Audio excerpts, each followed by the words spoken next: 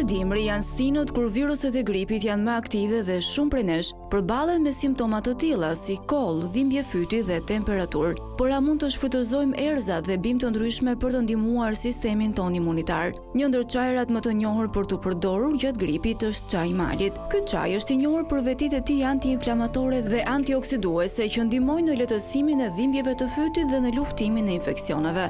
Po ashtu çaji mentes ka efekte të mira për shëndetin e traktit respirator, duke ndihmuar në hapjen e rrugëve të frymarrjes dhe lehtësimin e kollës. Një tjetër opsion që është i përdorur gjërësisht është çaji kamomili. Kamomili ka veti qetësuese dhe mund të ndihmojë në reduktimin e simptomave të gripit, veçanërisht kur bëhet fjalë për shëndetin e stomakut dhe për të qetësuar trupin gjatë natës. Nuk mund të harrojmë çajin me limon dhe mjalt, një kombinim klasik për të luftuar virozat. Limonët janë të pasur me vitamin C që forcon sistemin imunitar, ndërsa mjalti ka veti antibakteriale dhe ndihmon në zbutjen e dhimbjeve të fytit. Këto çajra natyral janë një mbështetje shumë e mirë, por gjithmonë mbani mend se është e rëndësishme të konsultoheni me mjekun tuaj, sidomos nëse simptomat janë të rënda. Kujdesuni për veten dhe shijoni këto çajra natyral për të kaluar këtë periudhë të gripit më lehtë.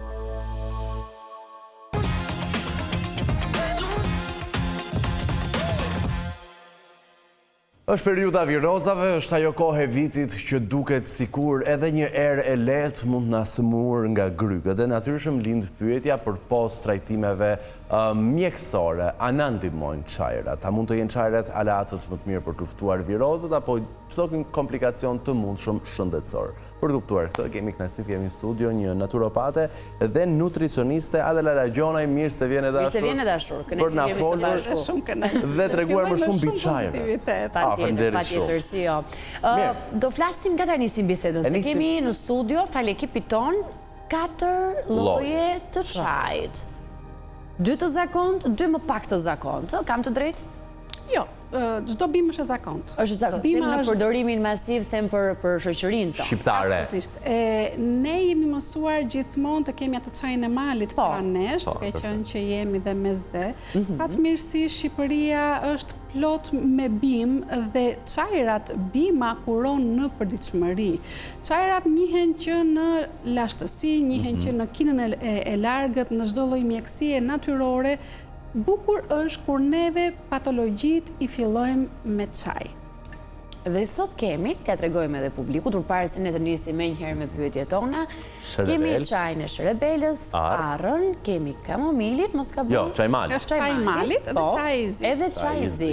Duke qenë që jemi në stinën e virozave, duke qenë që kemi shumë luhatje të temperaturave, luhatje atmosferike, trupi, dhe duke qenë që vim dhe nga një verë e nxehtë me temperaturat të larta që detyrimisht dehidratohemi, fillojnë virozat tona, siç e thamë pak më përpara, gryka, kolla, njëmarrje mëndshë, forma diareje, temperaturat të larta e të tjera.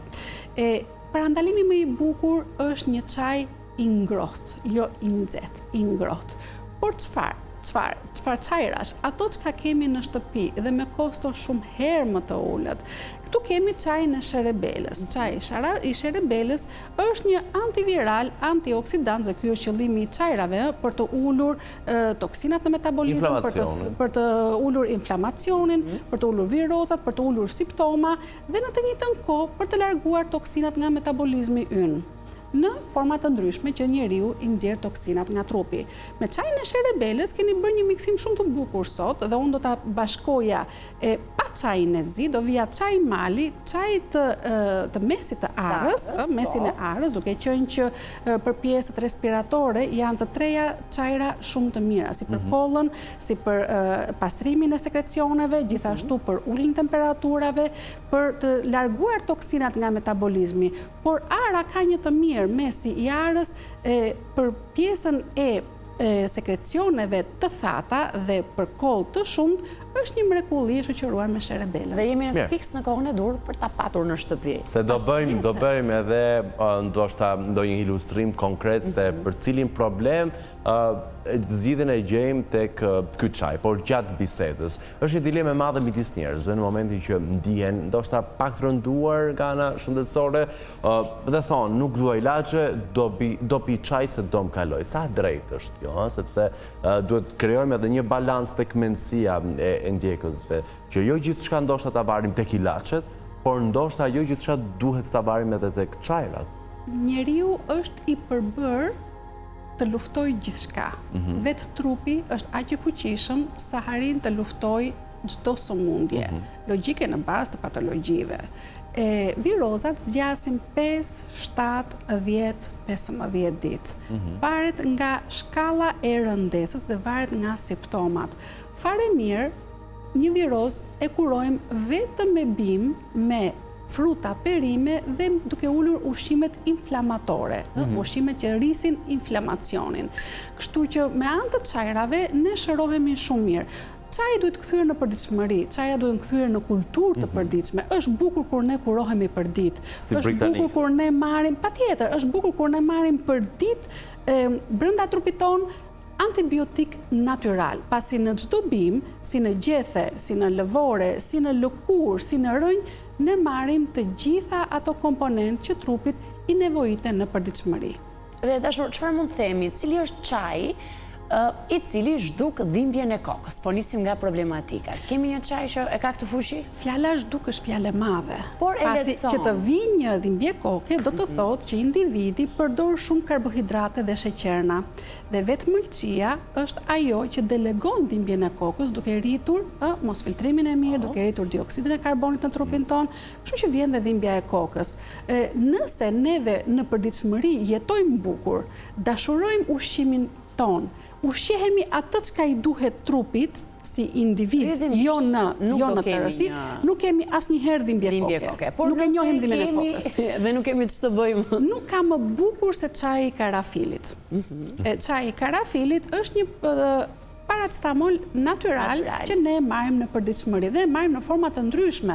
Fare mirë marrim në formë të çajit, fare mirë mund ta marrim duke përdorur karafila gjatë gjithë ditës, 2 deri në 6 kokra karafil në ditë, neve i mbajmë në pjesën orale dhe automatikisht ne mjekojmë jo vetëm dhimbjen e kokës, por mjekojmë që nga gingivat e dhëmbëve, mjekojmë që nga një myk, një kandit që mund të kemi, helikobakterin gjithashtu, pasi Shqipëria, me zdeu, po sidomos Shqipëria, ne jemi përqindje shumë të lartë të patologjive helikobakter, kandid, Escherichia coli. I kemi në përqindje shumë të lartë. Të gjithë pacientët sot nuk ka asnjë individ pa 2-3 baktere në përditshmëri. Dhe kjo vjen për arsye të shumta në përditshmërinë tonë, por është bukur çaji i karafilit, të cilën ne e shoqërojmë shumë bukur, mund të shtojmë ginger, mund të shtojmë turmerik, mund të shtojmë kanell, mund të shtojmë mesin e arrave dhe neve marrim antibiotik natyral. Gjithmonë do rekomandoja në çajrat tanë të shtojmë një lugë mjalt. Dalemi këtu tani. Okej. Sepse një mjalt pa ëmbëlsues natyral, siç është mjalti, bëhet shumë i vështirë për të konsumuar për shumë kënd. Ne përdorim mjaltin në formën e një ëmbëlsuesi, por plus ja dim edhe benefitet. Por me sa di unë, në praktik, mjaltin e çaj ne e përdorim gabim. Si duhet përdorur ky? Asnjëherë e para çaji nuk pihet i nxehtë. Ushqimi nuk hahet i nxehtë. Duhet të jenë të gjitha si ushqimi dhe çajrat dhe uji duhet të jenë të vakte. Do me thënë, është bukur në përditshmëri të përdorim ujë ambienti dhe jo ujë nga frigoriferi. Pasi çdo gjë e ftohtë që vete në metabolizmin ton, agjiton organet tona, por kryesor agjiton nervin ton vagus. Unë kam shumë vite që flas për nervin vagus. Duke marrë mjaltin, gjithmonë do ta shoqërojmë në një çaj të vakët dhe është bukur kur i shtojmë 2-3 pika limon. Pse? Se shtojmë vitaminën C në përmbajtjen e infuzionit që ne kemi, në përmbajtjen e çajit ton dhe marrim brenda trupit ton akoma dhe më shumë antioksidantin më natyral dhe më të fuqishëm që quhet vitamina C. Mirë, pra, jo çaj i nxehtë, mjalt, por çaj i vakët, aty mund ta ëmbëlsojmë me mjalt. Gjithmonë për ata persona që dëshirojnë të përdorin një ëmbëlsues. Asnjëherë çajrat nuk duhen shoqëruar me sheqer. Pra, për të shmangur sheqerin, si ndoshta armikun kryesor të shekullit. Është armiku kryesor i njerëzimit.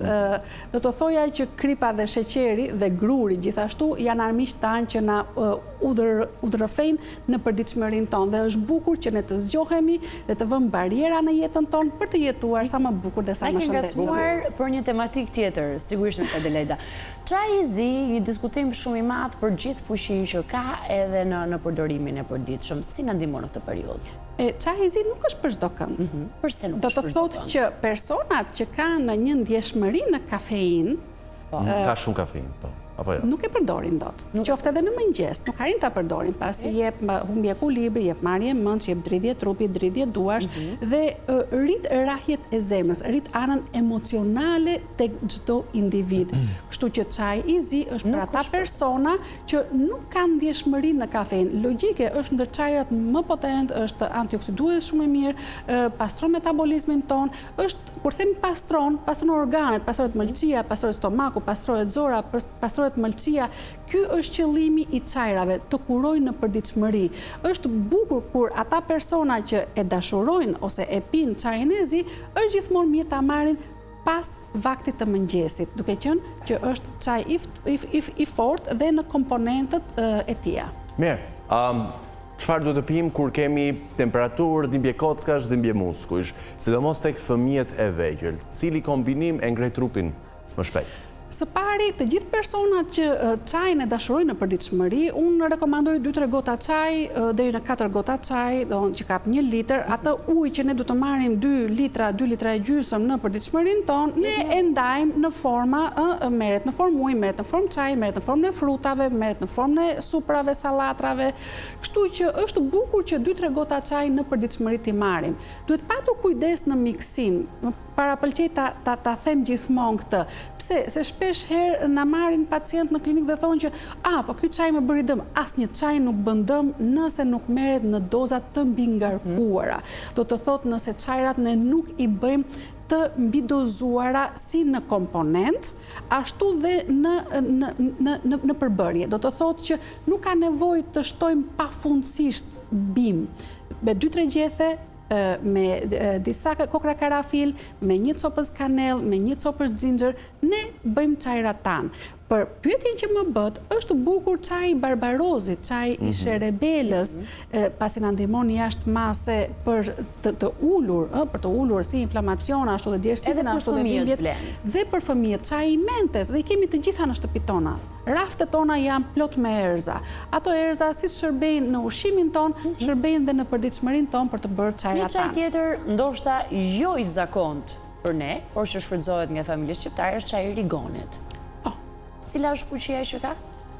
Është antibiotiku më potent do ta mendon të bënte një çaj për rigon. Patjetër, në format e diares, në moment që ne kemi një meteorizëm ose një inflamacion të zorve, në moment që një individ, sidomos për pjesën e stafilokokut, për pjesën e kandidës të mykut, për pjesën e infeksioneve si intestinale, respiratore, por dhe urinare, çaji i rigonit, është ndër antibiotikët më potent dhe më natyral.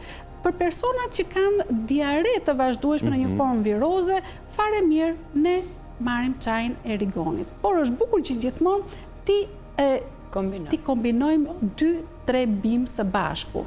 Në një çaj? Në një çaj. Kur e zjem? Kur e zjem. Do të thotë që tani... Cili është laboratori yt? Cili është një kombinim që ti edhe në jetën tënde, për shëndetin tënd, në praktik e bën?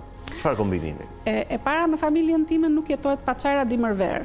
Në ver i marrim në formë të ftohtë, jo në frigorifer, duke qenë që nuk i përdorim nga frigoriferi, por në familje pa 1 litër e gjysmë çaj në ditë për të gjithë familjen nuk kalojnë. Do të thotë që çajrat asnjëherë nuk merren më shumë se 7 deri në 10 ditë.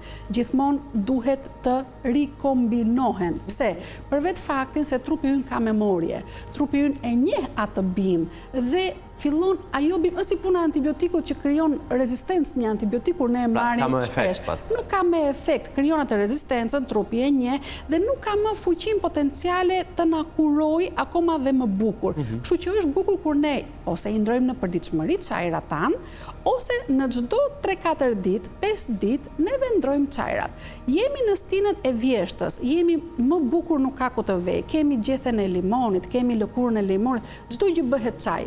Fruti bëhet çaj, lëkurat bëhen çaj, gjethet bëhen çaj. Kemi gjethen e ftojit, kemi gjethen e arrës, kemi lëkurën e shegës. Do thënë, ne kemi të gjitha në shtëpinë tonë. Çdo gjë e kalojmë dhe e bëjmë çaj.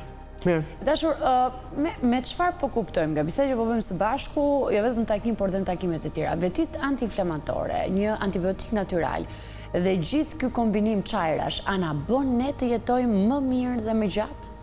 Unë do thoja që jo vetëm me anë të çajrave, janë ushqimet, janë çajret, çdo gjë. Sigurisht, po themi që mbrojmë qelizën tonë. Mjekimi më i bukur është qeliza jonë dhe ne me çajra në përditshmërinë tonë duke marrë çajra, ne mbrojmë sistemin tonë imunitar, sistemin tonë neurologjik, sistemin tonë të çdo organi, por akoma dhe më bukur një fjalë, qelizën tonë. Qelizën tonë. Aty nis gjithçka më mirë. Absolutisht po. Adelaida, ajo Gjezve, e kam mirë? Po.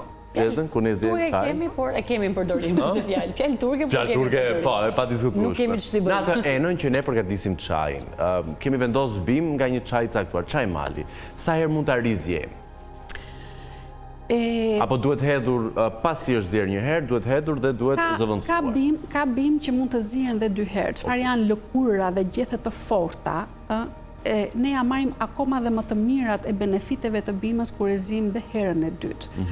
Ka bim që logjike do thoni tani, po cilat janë ato bim, koha shumë e shkurtë të televizive dhe për çdo kënd ne rekomandojmë, për çdo individ në bazë të simptoma, ne rekomandojmë dhe bimën, përdorimin dhe zjerjen. Ka bim që kur zihen për herë të dytë, duke qenë që ideja është që në familje të konsumohet çaj dhe brenda ditës të bëhet ajo rizjerje, jo të kaloj 24 orëshin, është akoma dhe më bukur dhe bima lëshon të gjitha vlerat më të forta, më efektive dhe më potenciale. Çaj malit. Ndalemi te çaj mal, bëmi ilustrues. Mund ta zjem 2 herë? Po, brenda ditës po. Brenda ditës. Zjem 2 herë. Çaji i malit ose siç është fara e gjëmbit të gomarit që është mrekullia e veshkave, e kanaleve urinare, gjithashtu e gurve në veshka, e kristaleve dhe e prostatës, absolutisht është një farë që zihet 2 herë. Çfarë janë në farëra, në lëkurëra dhe në bim të forta zihen 2 herë. Çaji i malit nëse shoqërohet siç jemi aktualisht me mesin e arrës dhe mund të shtojmë dhe një kanell, patjetër që mund ta ziejmë 2 herë brenda ditës. E dashur, unë do doja gjithashtu të pyes, nisur edhe nga ngacmime që ju na jepni në çdo bisedë, për të folur për aparatin tretës, duke qenë se shpesh kemi diskutuar që zorët janë të truri yrin dytë, aty nga ku kemi dhe burimin e shumë problematikave dhe sëmundjeve që lindin. Ka një çaj të dedikuar që mund të dedikojë në shëndetin e mirë? Unë do thoja që çdo sëmundje fillon në zor. Dhe nuk e thonë unë, e thonë të parët tanë. E thonë ata që kanë qenë shumë herë më të zgjuar dhe ne jemi shumë të vegjël për para atyre. Dhe parandalimi është më mirë se sa kurimi. Dhe parandalimi është më mirë se kurimi. Çaji i mentes, çaji i barbarozit, ne kemi të gjithë në shtëpitë tonë, ato nënat, kam përshtypjen që të gjithë ata fëmijë ose prindër që jetojnë me mosha më të mëdha e kanë një vazo barbarozi në shtëpi. Është luftimi më i mirë intestinal. Çaji i finokut ose selinos, ne e blejmë selinon që gatuajmë, ose e blejmë finokun që gatuajmë. Kemi pse e marrim të paketuar, të konservuar, të ndetur në rafte supermarketesh pa fund kohë, ne kemi të freskët. E presim dhe e kthejmë në formë çaji dhe ne pastrojmë shumë bukur traktin ton tretës. Por logjike nuk e bën magjin çaji. E themi për herë këtë dhe shpesh herë dhe ndihemi si kur flasim të përditshme, por po nuk pastruam zorën ton, nuk mund të pastrojmë jetëgjatësinë ton, e para. E dyta, çajrat që të qëndrojnë sa më bukur brenda trupit ton, duhet jetë ushqimi, pasi ushqimi është primari. Ajo çka servirim në përditshmërinë ton është jeta jonë. Mirë, Adelaida, Cila është Si kapën të gjitha temat nga pak. Shumë mirë. Filluar për një çaj, po u informojmë ndërkohë. Cila është lulja, bima, ndoshta më në vlerësuar që e gjejmë lehtësisht në shkurre, në lëndina, në pyje, në fusha të gjelbra, por dhe mund të bëhet çaj, por ne thjesht e neglizhojmë.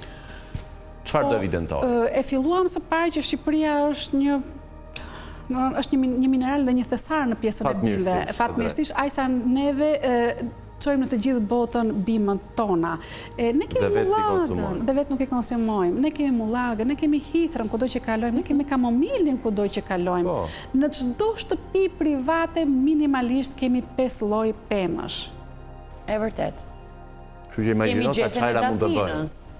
Nuk ka shtëpi pa dafin, nuk ka një shtëpi pa rozmarin, nuk ka shtëpi pa një rigon, nuk ka shtëpi pa patur finokun, pa patur trumzën, pa patur sherebelën, se nuk ka shtëpi se jemi mes dhe. Kështu që ne çajrat i kemi të gjitha, thjesht dëshira është më e vogël se sa ajo. Se e marrë për të mirë qenë, ashtu pa dash. Duhet të kemi dëshirën brenda vetes tonë, duhet të ndrojmë koncept. Është bukur kur jeton në mod ose në trend, por jeta nuk është trend, nuk është mod. Jeta është përditshmëri dhe jeta është breza. Se ne sot udhëheqim, luftojmë, rrisim një brez. Kështu që çdo gjë, dijen tonë, traditën tonë, ne e kalojmë në brezat tanë. Në shtëpinë tonë, me që shkuam tek tret, dhe gjyshja ime gjithmonë përgatiste një çaj me gjethen e dafinës. Dhe në gatim e ka përdorur jashtëzakonisht shumë. Për çfarë na ndihmon? Çaji dafinës do të thoja që është një ultrakolten natyral dhe një kortizon natyral. Pse? Të gjitha bimët që ulin histaminin, që ulin dioksid karboni, që janë potent në pjesën e baktereve, janë çajrat dhe është bima më e mirë në shtëpinë tonë. Por nuk kemi vetëm këto, kemi gjethen e fikut, kemi gjethen e ullirit, që kemi në shtëpinë tona. Mund të bëjmë një çaj nga gjethja e ullirit? Patjetër, dhe sidomos për pjesën e diabetit, kolesterolit, yndyrnave, nëse ne shoqërojmë gjethen e çajit, gjethen e fikut, gjethen e dafinës, neve mjekojmë në përditshmëri, por logjike gjithmonë me këshillën e një personi që është i autorizuar. Naturopat. Një naturopat, një nutricionist, një dietolog, një mjek i familjes, absolutisht. Sot është bukur se naturopatia, të paktën flasim për jashtë kufimit të Shqipërisë, është një miksim shumë i bukur me mjekësinë e përgjithshme. Në botë ka klinika, ka spitale që ofrojnë vetëm dijen, ka shkolla, ka fakultete, të cilat ofrojnë dijen dhe shërimin në mënyrën e natyrës, në mënyrën e vjetër, rikthehemi në rrënjët tona. Kështu që është shumë bukur kur neve i kombinojmë këto çajra, por duhet patur kujdes të gjitha ata persona, sidomos mosha të thyra që marrin dhe ilaçe kronike, gjithmonë do të kenë një konsult ekstra. Për vetë faktin se bima aq sa mirë bën, aq edhe dëm bashkë me një antibiotik ose me një ilaç kronik mund të krijojë një dëm brenda trupit. Dhe gjithmonë nuk ngjelet faji tek ilaçi, por ngjelet tek bima fatkeqësisht. Fatkeqësisht. Mirë, Adelaida, unë kam një pyetje të fundit, sepse po dua që përmes kësaj bisede të realizojmë atë çajin magjik që na shëron dhe na hedh pas krave çdo problem të mundshëm shëndetësor. Një recetë saktë se si të zgjejmë një çaj, sa minuta, çfarë temperature, sasia e çajit, sepse edhe kjo është shumë e rëndësishme. Në 250 ml ujë, që është mirë që çaji kur bëhet të bëhet në sasi pak më të lartë, po japim një recetë të thjeshtë, nëse neve vëmë një shkop kanele, një cop ginger, 10 deri në 20 kokra karafili, këto ne i zgjejmë 5 deri në 7 minuta. Nëse vendosim gjethe ftoj, lëkura e shegës, sherebelën, lule blirin, është mirë që t'i zgjejmë 7 deri në 10 minuta. Duhet të vloj uji? Patjetër duhet të vloj uji. Okej. Është mirë që uji të vloj, pasi neve çajrat i përfitojmë si në infuzione, ka shumë mënyra për të marrë çajrat, në bazë gjithmonë të bimës. Por kjo është një njohuri që nuk mund të hymë në çdo shtëpi me një puntat 20-25 minutë të hymë në çdo shtëpi. Por është mirë kur e vlojmë, atë vlimin e bëjmë minimalisht 5 deri në 7 minuta. E fundit pyetje nga ana ime, mosha që duhet nisur çajrat tek të vegjëlit? të fëmijët? Por sa lind fëmija, pediatri në dhimbjet intestin, në dhimbjet e barkut që fëmijët kanë, bebet kanë çajrat e tyre. Është mirë që çaji fillon që kur lind një fëmijë, por asnjëherë të mos merret pa rekomandimin e mjekut pediatër. Mund të jepet një çaj kamomili, mund të jepet një çaj finoku, logjike shumë të holluar, logjike në doza shumë të vogla që jepen me pikatore, por unë jam askushit në këtë moment të rekomandoj doza. Dozat për foshnjët gjithmonë është mirë të rekomandoj pediatri që ka në ndjekje një fëmijë në bazë të problemit që ka fëmia. Mirë, Adelaida, kemi prerë biletën për takimin e radhës, sepse na ke ngacmuar me disa informacione që koha televizive nuk na jep mundësinë të zargojmë. Të larg grurit tha. Patjetër, do ritakohemi grurit dhe kujt tjetër?